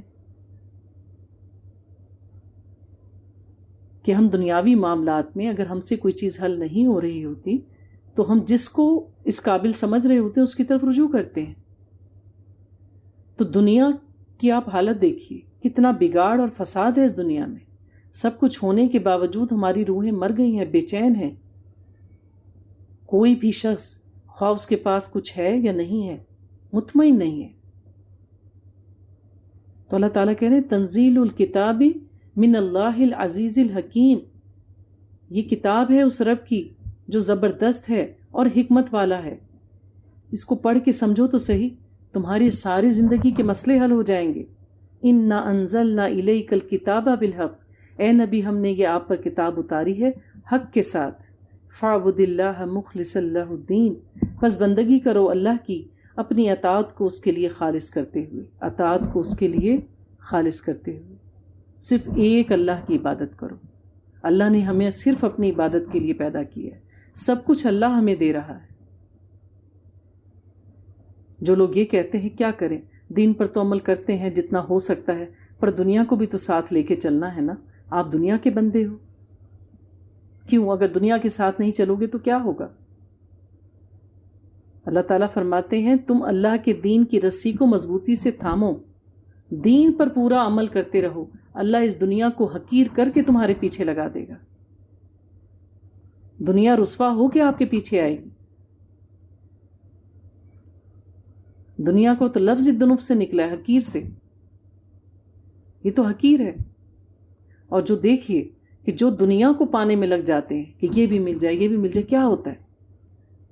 ان کی کوئی سیلف رسپیکٹ نہیں رہتی. ایک لیول پہ آ کے وہ کچھ بھی کرنے کے لیے تیار ہوتے ہیں پیسے کی خاطر.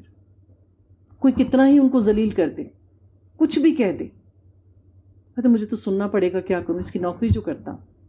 کچھ بھی، ان کی روح مر چکی ہوتی ہے، ان کا ضمیر مردہ ہو جاتا ہے.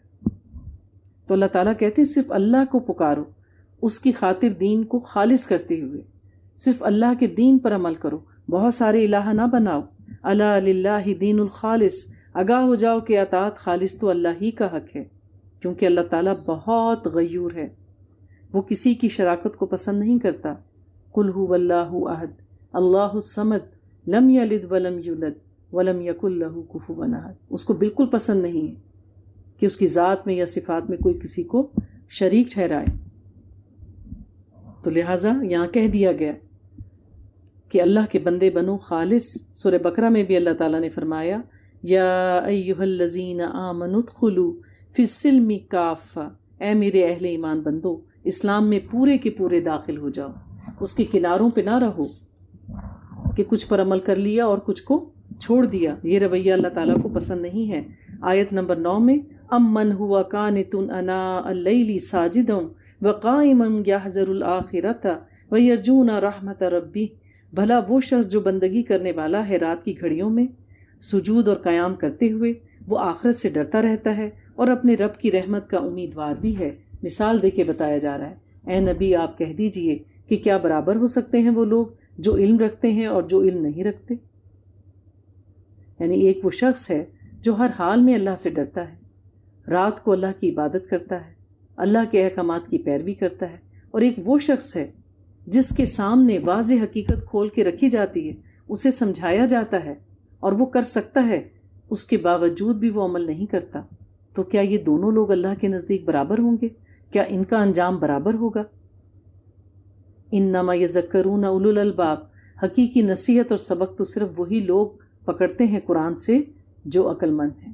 پھر فرمایا قل یا عبادی الذین آمنوا اتقوا ربکم، اے نبی صلی اللہ علیہ وسلم آپ کہیے اے میرے بندو جو ایمان لائے ہو اپنے رب کا تقوی اختیار کرو، ہر حال میں اللہ سے ڈرتے رہو، ظاہر میں بھی اور باطن میں بھی. جب آپ لوگوں کے درمیان ہیں تب بھی، جب آپ اکیلے ہیں تب بھی، اللہ ہر جگہ موجود ہے. اللہ سے ڈرتے رہو ہر معاملے میں. لوگوں کے درمیان معاملہ کرو، اپنے گھر والوں کے ساتھ معاملہ کرو، اپنے عزیز و اقارب کے ساتھ معاملہ کرو، ہر حال میں اللہ سے ڈرو. للذین احسنوا فی ہذہ الدنیا حسنہ، جو لوگ احسان کی روش اختیار کریں گے ان کے لیے اس دنیا میں بھلائی ہے. وارض اللہ واسعہ، اور اللہ کی زمین بہت وسیع ہے. تو یہ جو ہے کہ اگر ادھر ادھر سے کمائی نہیں کریں گے تو گزارا نہیں ہوگا۔ اللہ کی زمین بہت وسیع ہے، تو جہاں چاہ ہوتی ہے وہاں راہ ہوتی ہے، تو جس طرف کی انسان کوشش کرتا ہے اللہ تعالیٰ اسی طرف کے راستے آسان کر دیتا ہے۔ آزمائش تھوڑی دیر کے لیے آتی ضرور ہے پر رہتی نہیں ہے، ٹل جاتی ہے اللہ کے اذن سے۔ پھر نبی پاک سے کہا گیا قل انی امرت ان اعبد اللہ مخلصا لہ الدین، اے نبی آپ کہہ دیجئے مجھے تو حکم دیا گیا ہے کہ میں اللہ کی بندگی کروں اور اپنی اطاعت کو اس کے لیے خالص کر لوں۔ وَأُمِرْتُ لِأَنْ أَكُونَ أَوَّلَ الْمُسْلِمِينَ، اور مجھے حکم ہوا ہے کہ سب سے پہلا فرما بردار میں خود بن جاؤں۔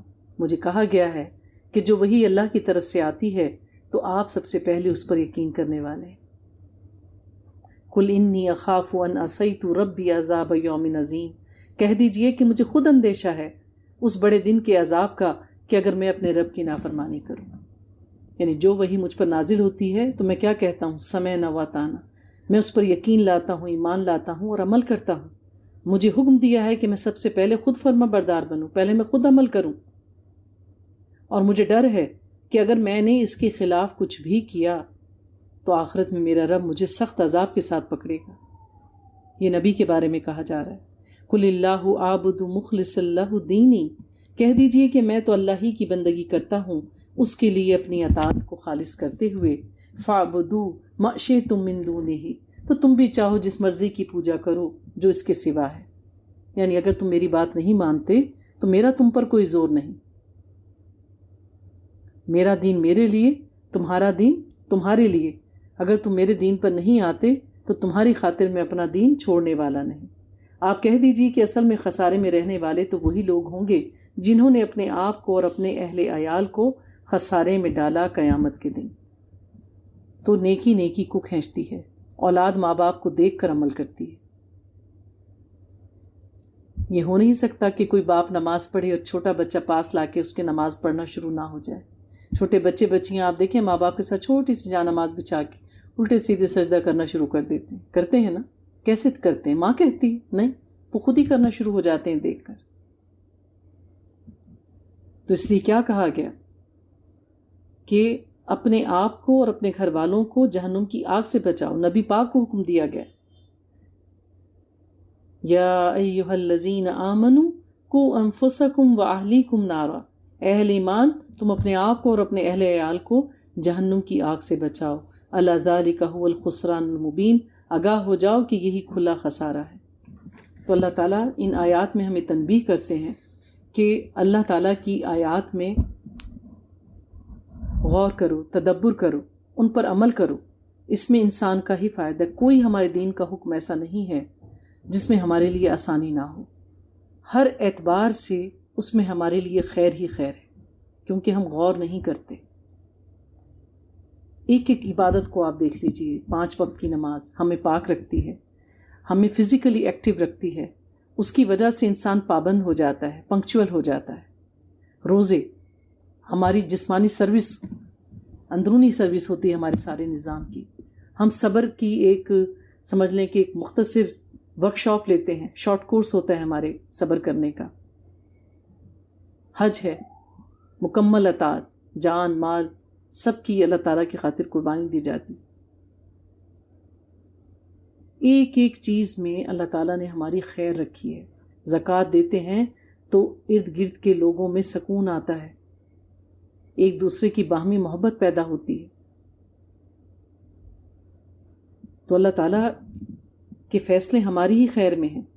الم تری ان اللہ انزل من السماء ماء فسلکہ ینابع فی الارض، کیا تم نے دیکھا نہیں کہ اللہ نے اتارا آسمان سے پانی پھر اس کو چلا دیا چشموں کی شکل میں زمین میں۔ آیت نمبر 21 ہے۔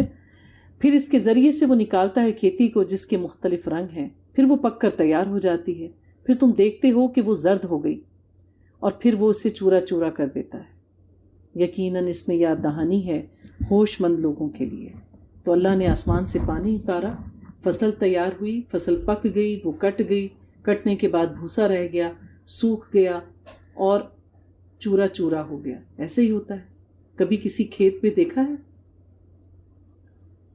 یقیناً آپ میں سے اکثر لوگوں نے دیکھا ہوگا کہ کبھی آپ کسی رستے سے گزرے، کسان زمین کو تیار کر رہا ہے، پھر آپ نے دیکھا کونپلیں پھوٹی ہیں، پھر آپ نے دیکھا فصل تیار ہو گئی، پھر دیکھا وہ پک گئی، پھر کسی دن آپ کٹائی ہوتے ہوئے دیکھتے ہیں، پھر کیا ہوتا ہے جب فصل کٹ کے پیچھے کیا رہ جاتا ہے، اس کے ڈنٹھل جو کچھ دنوں میں سوکھ جاتے ہیں، ختم ہو جاتے ہیں، پھر اس کو ہموار کر دیا جاتا ہے۔ تو انسان کی زندگی بھی اسی طرح سے ہے، پانی سے ابتدا ہوتی ہے، کونپلیں نکلتی ہیں، فصل تیار ہوتی ہے، فصل پکتی ہے بڑھاپے تک جا کے، وہ کٹ جاتی ہے، بندہ اس دنیا سے فارغ ہو کے اپنی قبر میں جاتا ہے، وہ ہڈیاں بسیدہ اور چورا چورا ہو جاتی ہیں۔ بس یہی کہانی ہے انسان کی زندگی کی۔ افمن شرح اللہ صدرہ للاسلام فہو علی نور من ربی، بھلا وہ شخص جس کے سینے کو اللہ نے کھول دیا اسلام کے لیے اور وہ اپنے رب کی طرف سے نور پر ہے۔ تو ہلاکت اور بربادی ہے ان لوگوں کے لیے جن کے دل سخت ہو گئے اللہ کے ذکر سے۔ اولئک فی ضلال مبین، یہی لوگ کھلی گمراہی میں ہیں۔ اللہ نزل احسن الحدیث کتابا متشابہ مثانی، اللہ نے بہترین کلام نازل کیا ہے کتاب کی صورت میں جس کے مضامین باہم مشابہ ہیں اور بار بار دہرائے گئے ہیں۔ قرآن کی خصوصیت بتائی گئی ہے کہ اللہ نے ایک ہی بات کو کئی بار بیان کیا ہے، اس کے مضمون آپس میں ملتے جلتے ہیں، اور کئی باتیں ہیں جو بار بار دہرائی گئی ہیں۔ آپ دیکھیے انبیاء علیہ السلام کی زندگیوں کے واقعات کتنے ملتے ہیں، سب نے ایک سا پیغام دیا، جواباً لوگوں کا ایک سا رویہ دیکھنے کو ملا، پھر بہت کم لوگ ایمان لے کر آئے، اللہ تعالیٰ نے کہا تم ہجرت کر جاؤ، ان پر عذاب آئے گا، یعنی کتنی چیزیں آپس میں ملتی جلتی ہیں۔ اللہ تعالیٰ فرماتے ہیں اس کی تلاوت سے ان لوگوں کے رونگٹے کھڑے ہو جاتے ہیں جو اپنے رب سے ڈرتے ہیں، پھر ان کی کھالیں اور ان کے دل اللہ کی یاد سے نرم پڑ جاتے ہیں۔ ایمان والوں کی نشانیاں ہی اور ہوتی ہیں۔ ذالک ھدی اللہ یہدی بہ من یشاء، یہ اللہ کی ہدایت ہے جس سے وہ ہدایت بخشتا ہے جس کو چاہتا ہے۔ ومن یضلل اللہ فما لہ من ہاد، اور جس کو اللہ گمراہ کر دے پھر اس کے لیے کوئی ہدایت دینے والا نہیں۔ تو ہدایت کس سے ملتی ہے؟ کسی انسان کی زبان میں اللہ نے وہ چاشنی نہیں رکھی کہ وہ کسی کو ہدایت پر لے آئے۔ اگر ایسا ممکن ہوتا 950 سال تک حضرت نوح علیہ السلام نے تبلیغ کی، ان کا اپنا بیٹا ہدایت پر نہیں آیا۔ کسی انسان میں اللہ نے یہ خصوصیت رکھی ہی نہیں ہے۔ ہدایت اللہ کے اذن سے ملتی ہے، تو راضی کس کو کرنا ہے؟ اللہ کو۔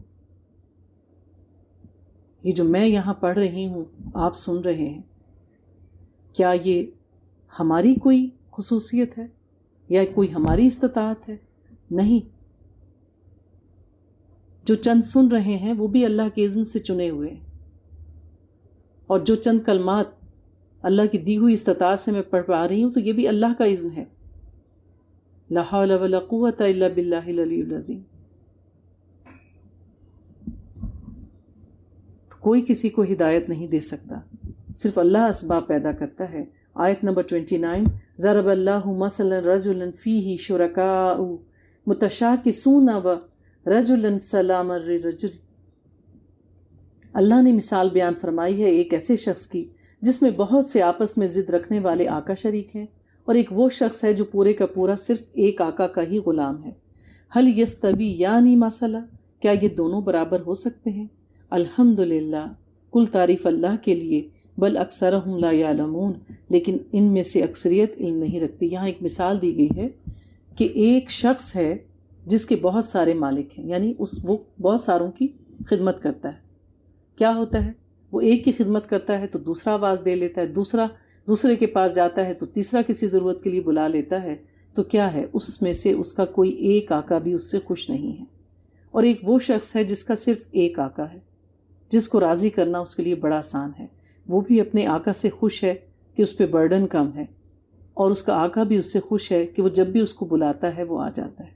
یہ ایک مثال ہے جس کے ذریعے اللہ تعالیٰ ہمیں سمجھانا چاہتے ہیں کہ تم سب کا ایک ہی رب ہے، تم صرف اس کو راضی کرنے میں لگ جاؤ، تمہارے سارے معاملات اللہ سنوارنے والا ہے۔ یا پھر اس دنیا میں ہر دوسرے شخص کو اپنا الہ بنا لو کہ میں نے تو اس کو بھی راضی رکھنا ہے، اس کو بھی راضی رکھنا ہے، کس کس کو راضی کرو گے؟ پھر ایک وہ وقت آئے گا کہ کسی کی وجہ سے کوئی ناراض ہو جائے گا اور کسی کی وجہ سے کوئی ناراض ہو جائے گا۔ پھر کیا ہوگا کہ تمہاری زندگی اجیرن ہوگی اور تم کسی کو بھی خوش نہیں کر پاؤ گی۔ تو پھر کیا ہے، ہمیں اپنا رخ اللہ کی طرف موڑ لینا چاہیے۔ یقیناً موت آپ پر بھی وارد ہوگی اور یہ سب لوگ بھی مرنے والے ہیں.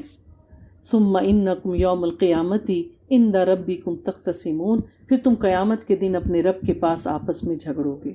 یعنی ہر شخص جھگڑے گا، ہر ایک کی گواہی لی جائے گی. سورہ بقرہ میں بھی اسی مضمون کو بتایا گیا ہے. کیا کہا تھا؟ وَكَذَلِكَ جَعَلْنَاكُمْ أُمَّةً وَسَطًا لِتَكُونُوا شُهَدَاءَ عَلَى النَّاسِ وَيَكُونَ الرَّسُولُ عَلَيْكُمْ شَهِيدًا. ہر شخص انکار کرے گا کہ میں نے یہ نہیں کیا، مجھے کسی نے نہیں سمجھایا. پھر کیا ہوگا؟ انبیاء کو پیش کیا جائے گا، گواہی لی جائے گی، کرامن کاتبین کی گواہی لی جائے گی. خود اس کا اپنا نامہ اعمال، اس کے اپنے اعضاء اس کے خلاف گواہی دیں گے. تو اس آیت میں ہمیں کیا کہا گیا تھا؟ اے مسلمانوں، ہم نے تمہیں ایک امت وسط بنایا تاکہ تم لوگوں پر گواہ ہو اور رسول تم پر گواہ ہو. تو ہم گواہی دیں گے کہ ہمارے پاس قرآن آیا تھا، قرآن میں ہر ایک کے لیے ہدایت تھی. نبی پاک صلی اللہ علیہ وآلہ وسلم نے بدرجہ اتم اپنی ذمہ داری کو پورا کیا، اور پھر ہر دور میں ایک جماعت قائم رہی جو لوگوں کو ہدایت کی طرف لے کر آتی تھی. تو یہ گواہی لی جائے گی امت محمدی سے بھی. تو کیا ہم اس گواہی کے لیے کھڑے ہونے کے قابل ہیں؟ کیا ہم نے اپنا حصہ ڈال دیا؟ وہ ذمہ داری جو امت محمدی کی حیثیت سے ہم پر عائد ہے، کیا ہم اس کو پورا کرنے کے قابل ہیں؟ جس کے برتن میں جو ہوتا ہے وہی دوسرے کو دیتا ہے. ہمارے تو اپنے برتن ہی خالی ہیں، ہم بھوکے اور پیاسے کو کیا دیں گے؟ اللہ تعالی ہمیں دین اسلام کا صحیح نور عطا فرمائے، صحیح علم عطا فرمائے، راسخون فی العلم میں سے بنائے، ہمیں عمل کرنے کی توفیق دے. جس طرح نبی پاک صلی اللہ علیہ وآلہ وسلم کے دور میں صحابہ کرام نبی پاک صلی اللہ علیہ وآلہ وسلم کی سیرت سے متاثر ہو کے لوگ دین اسلام میں داخل ہوئے. آپ نے مکہ فتح کیا اور خون کا ایک قطرہ نہ بہا. اللہ تعالی ہمارے اعمال کو اتنا بہتر کرے، ہمارے کردار کو اتنا بلند کرے کہ دوسری قوموں کے لوگ ہمارے عمل سے متاثر ہوں اور دین اسلام میں داخل ہوں.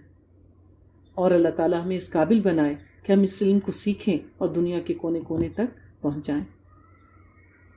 سبحانک اللہم نشہد ان لا الہ الا انت نستغفرک واتوب الیک.